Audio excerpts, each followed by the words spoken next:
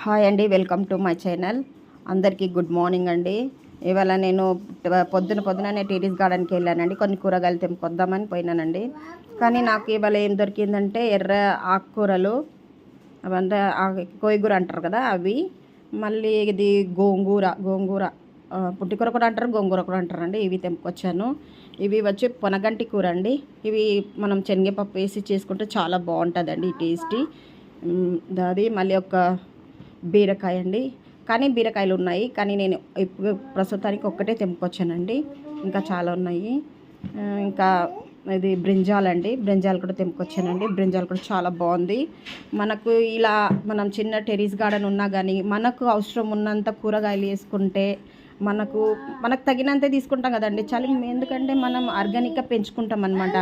మన ఇంట్లో వండుకొని తింటే టేస్ట్ అది వేరే ఉంటాయి. మనం షాప్లో కొనేది